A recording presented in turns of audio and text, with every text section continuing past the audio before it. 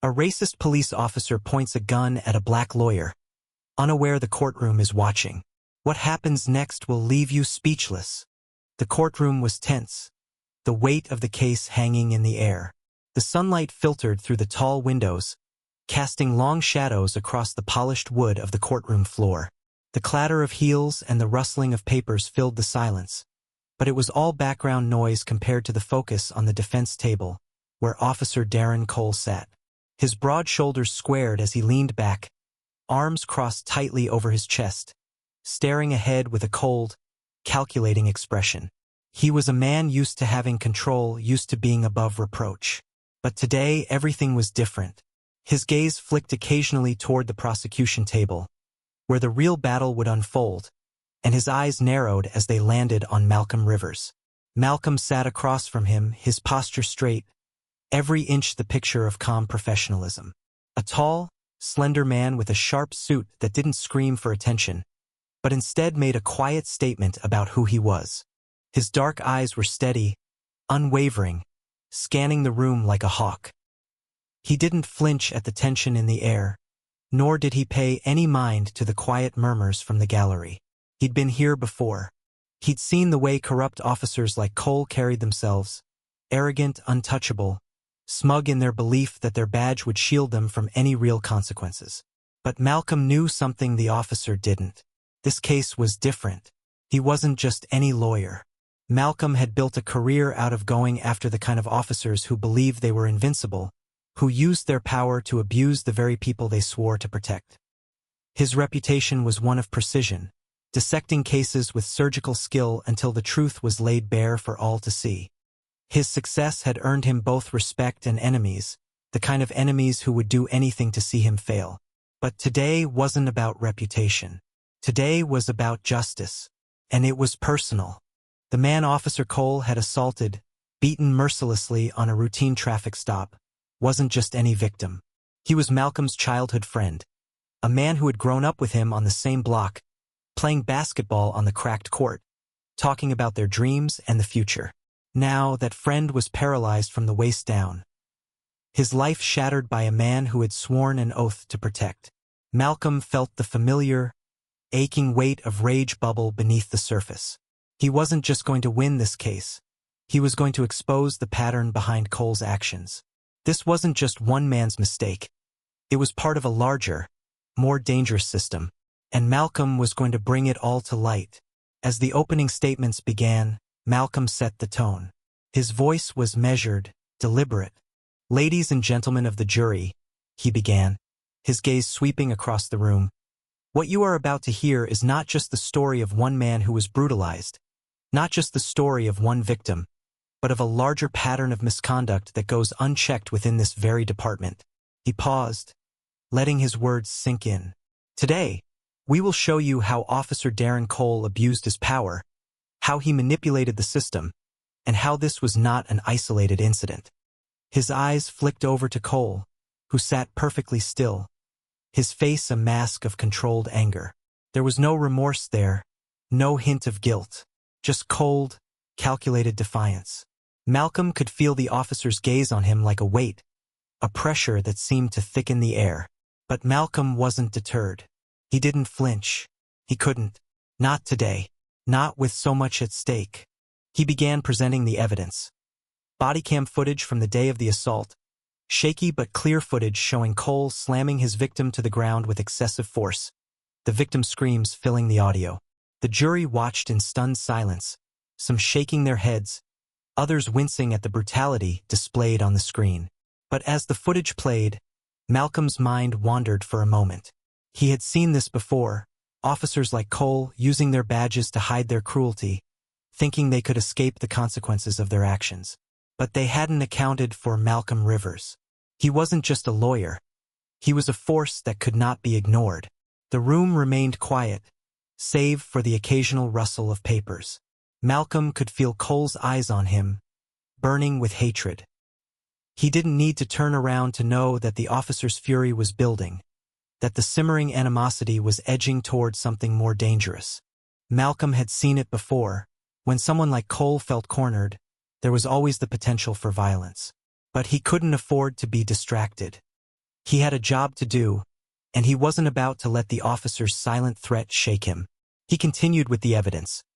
Witness statements from bystanders who had seen the incident unfold, multiple past complaints against Cole for similar behavior, a clear history of misconduct that the department had conveniently ignored.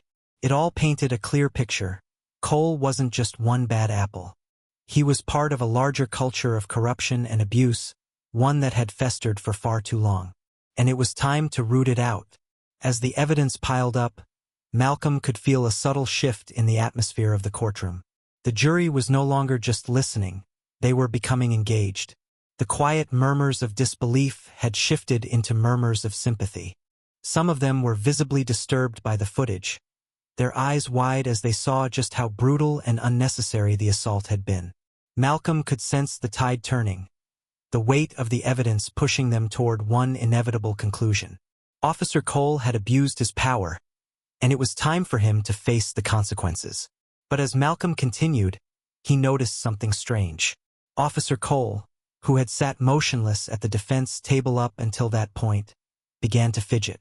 His hands twitched, his foot tapped nervously beneath the table. Malcolm couldn't help but notice the subtle signs of anxiety creeping into the officer's demeanor. The defiance was still there, but now there was something else, a flicker of fear, of doubt. It was as if Cole was realizing, for the first time, that maybe he wasn't as untouchable as he thought. And that realization, that crack in his armor, only fueled Malcolm's determination. The tension in the room thickened, the weight of it pressing down on everyone. It wasn't just a case anymore. It was a battle for justice, for accountability, for something far larger than the individual people involved. It was a fight for the truth, and Malcolm Rivers was determined to win it. He wasn't just here to win a case. He was here to change the system. And as the morning wore on, the pressure continued to build. The room seemed to close in on Officer Cole, his icy demeanor cracking bit by bit, while Malcolm stood firm, his resolve only growing stronger. There was no turning back now. Malcolm's heart raced as he stepped into the hallway, the weight of the day's events pressing heavily on his shoulders. He had just presented damning evidence against Officer Darren Cole, the man responsible for his childhood friend's paralysis. But as he stepped away from the courtroom to take a phone call, the air outside felt different, thicker, colder, as if something dangerous were lurking just out of sight. The sound of footsteps behind him barely registered. He had become accustomed to the pressure, the constant weight of being watched by the court, by the world. But this time, the sense of danger felt sharper, more immediate. He glanced back, but it was too late. Cole's grip on his arm was like iron, pulling him sharply toward the supply closet tucked away near the end of the hallway. The fluorescent lights above hummed, and the air smelled faintly of disinfectant. But all Malcolm could focus on was the force of Cole's hand and the malicious intent in his eyes. The hallway, usually bustling with lawyers and court personnel, was eerily empty. The security guard, an older man with graying hair, was distracted by the commotion coming from the lobby, a minor altercation between two attorneys. The timing couldn't have been worse. "You think you're gonna ruin me?" Cole hissed, his voice low and venomous. His words were laced with the bitterness of someone who felt threatened, who knew their empire of lies was crumbling. The officer's breath reeked of coffee and cigarettes, and his cold, dead eyes never left Malcolm's face. He shoved him into the supply closet, the door creaking as it opened, barely enough room for both of them. Malcolm's pulse thundered in his ears. His mind screamed at him to fight, to push back, but his body refused to obey. He knew what Cole was capable of. The bruises on his friend's body, the scars that would never fade, were proof of that. And now, standing in this cramped, cold closet, Malcolm could feel the power shift. He was at Cole's mercy. Cole's hands trembled slightly, but his grip on the gun was firm. A chilling realization hit Malcolm like a slap to the face. Cole had planned this. He'd come here prepared to do something unspeakable, something that would end the trial, end Malcolm's pursuit of justice.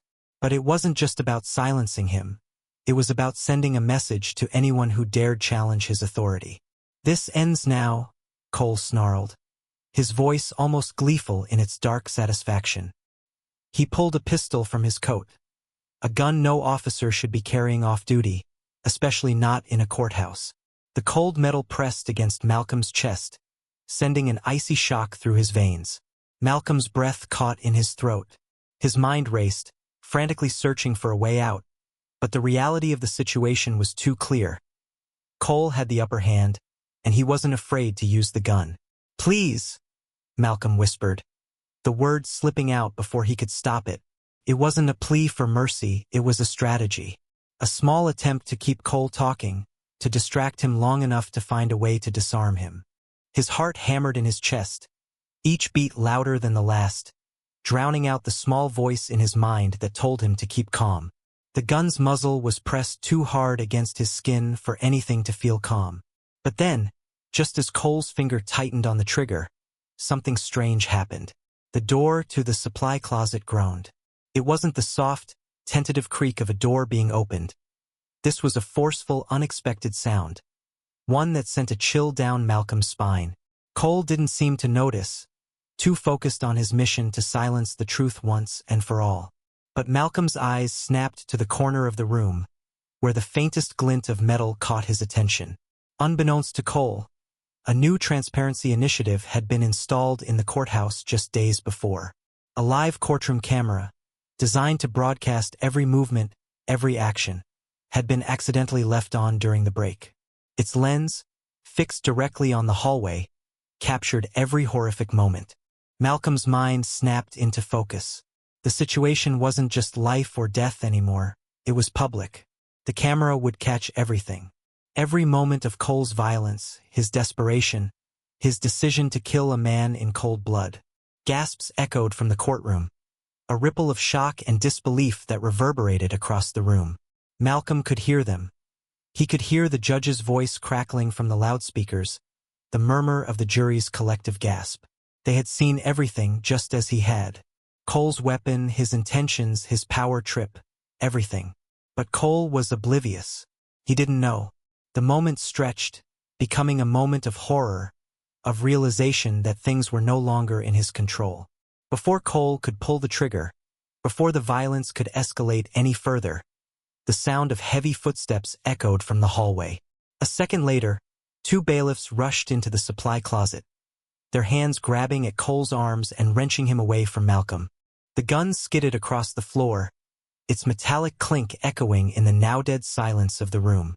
Malcolm stood frozen, his chest rising and falling with quick, shallow breaths. He could feel the heat of his body, the adrenaline still coursing through him, but he couldn't move. Not yet. His eyes locked onto the live camera above them, still recording, still broadcasting every detail to the world. Cole, now subdued and on the floor, continued to struggle against the grip of the officers, but it was futile. He was caught. In trying to silence Malcolm, in trying to end his pursuit of justice, Cole had exposed himself completely. Every lie, every manipulation, every threat had been caught on film. The very system that Cole had tried to control had betrayed him in the most public way possible. Malcolm's hands trembled as he glanced at the fallen gun, the reality of what had almost happened crashing down on him. He was alive. He was unharmed. And for the first time in the trial, he felt a flicker of something deeper than fear, victory. The bailiffs restrained Cole, dragging him away, but Malcolm couldn't tear his eyes away from the camera. The world had seen what Cole was capable of. Now there was no turning back. As the courtroom doors swung open and the trial resumed, the air felt charged with a different energy. A charged, electric tension that surged through Malcolm's veins. The truth had not only been spoken, it had been witnessed. And the battle was far from over. The courtroom had shifted dramatically since the break, as if a dark cloud had descended upon the proceedings. Gone was the quiet tension, replaced by a palpable weight in the air, one that seemed to grow heavier with each passing moment. Officer Darren Cole, now handcuffed and standing in front of the judge, had been quickly reclassified from the defendant to a detainee. His once defiant posture was gone, replaced with an almost stoic silence, his eyes cast downward as he stood in shackles. No longer was he the towering figure who had exuded power and intimidation. Now he was just another criminal in the eyes of the law. Malcolm Rivers stood across the room, his posture poised. Yet the tremble in his hands betrayed the internal turmoil he was trying desperately to control. He hadn't expected things to escalate this way. Hadn't expected Cole to lose his temper in such a reckless and dangerous manner. Still, there was no time to reflect on that now. The trial had resumed, and his mind was sharp, focused. Every word, every piece of evidence he'd prepared for this moment, would have to count. As he began to address the court, his voice steady but carrying the weight of his purpose, he could feel the eyes of the jury, the judge, and even the press bearing down on him. "What you saw was not just an attack on me," Malcolm began, his gaze sweeping over the room, ensuring he locked eyes with everyone, as if conveying the gravity of his statement. "It was an attack on justice itself." His voice was calm, yet it carried a force that filled the room. The jury, previously uncertain and swayed by the defense's tactics, now regarded Malcolm with newfound respect. There was a shift in their posture, a subtle but noticeable change that spoke volumes. Some of them nodded, others shifted in their seats, as though the weight of Malcolm's words had reached them, piercing the fog of doubt that had once clouded their judgment. Judge Thompson, a stern figure who had remained mostly neutral throughout the trial, leaned forward. His gavel was resting on the desk in front of him, his fingers lightly brushing the handle as if anticipating the significance of the moment. "This trial will be proceeding under a new light," he said, his voice a blend of resolve and professionalism. "In light of the events that transpired during the recess, we will be reviewing every case Officer Cole has ever touched." Malcolm nodded slightly, not out of pride, but of acknowledgement. This was just the beginning. The cameras flashing from the media gathered at the back of the courtroom no longer felt intrusive, they felt necessary. They were now an extension of the truth that needed to be told, a symbol of the battle for accountability that Malcolm had fought for. But he also knew that the real fight was just beginning. In the days that followed, news outlets exploded with coverage of the incident. The footage from the courtroom camera, showing Officer Cole attempting to murder Malcolm, had gone viral. The raw emotion captured on film, the tension, the threat of death, and the eventual intervention by bailiffs, was played on television stations, shared across social media, and discussed in living rooms around the country. Malcolm became an overnight hero in the eyes of many, but he didn't let that define him. The attention, the interviews, the accolades, it all felt secondary to the larger mission he had taken on. The truth was that Malcolm wasn't in this for fame or recognition. He wasn't the type of man to relish in the spotlight, despite the sudden surge of admiration that had come his way. No, for Malcolm, this was about more than just one case. It was about the systemic issues that plagued the very fabric of law enforcement. Officer Cole was but a symptom of a much larger disease, one that infected the department and the justice system as a whole. If this was going to mean anything, Malcolm knew he had to use the momentum of the trial to push for real change. A week later, Malcolm was invited to join a task force that had been formed in response to the public outcry over Cole's actions. The task force's primary focus was to advocate for transparency within law enforcement, ensuring that officers were held accountable for their actions and that there would be no more cover-ups like the ones that had allowed Cole to rise through the ranks unchecked. Malcolm took the offer without hesitation, knowing that this was his chance to make a lasting impact. Meanwhile, Officer Cole sat in his jail cell, his silence speaking volumes. His once unshakable confidence was gone, replaced with a quiet defeat. He had thought he could manipulate the system, control the narrative, and walk away unscathed. But now, as he sat in isolation, with the weight of his crimes finally catching up to him, he realized that the system he had so easily exploited had turned on him in the blink of an eye. His attempts to silence Malcolm had only drawn more eyes to the truth. The law had not been as pliable as he'd hoped, and his carefully crafted world was crumbling. The media circus surrounding Cole's arrest continued, but Malcolm stayed focused. He didn't need the validation of the press or the public. He didn't need to be hailed as a hero. He had a bigger fight to win. The images of Officer Cole in cuffs, of the bailiffs tackling him in the hallway, had become emblematic of the systemic breakdown that needed to be addressed. But for Malcolm, that image was just a small part of a much larger battle. As he sat at his desk late one evening, reviewing documents related to the task force's upcoming efforts, he reflected on the journey that had brought him here. He thought of his childhood friend, the man who had been assaulted by Cole and who now lay paralyzed, his life forever changed. He thought of the families and communities that had been harmed by officers like Cole, their voices silenced by fear and corruption. And he thought of the larger, more entrenched system of injustice that still loomed over them all. Malcolm's quiet victory wasn't about the courtroom or the accolades he received. It wasn't even about Cole's downfall. It was about the message it sent, that no matter how powerful or entrenched the forces of corruption and oppression may seem, the truth would always find a way to surface. The truth had eyes everywhere, and no one, not even the most ruthless officer, was beyond its reach. The road ahead was still fraught with challenges. The task force was just beginning to uncover the full scope of corruption within law enforcement, and there would be more battles to fight. But as he looked out the window of his office that night, the city lights shining below, Malcolm felt a renewed sense of purpose.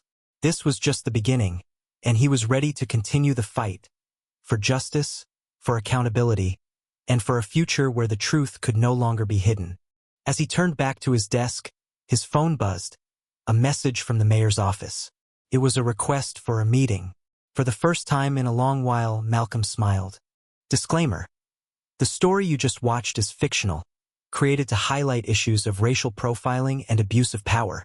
Its purpose is to raise awareness, promote empathy, and encourage meaningful discussions about justice, equality, and accountability in law enforcement.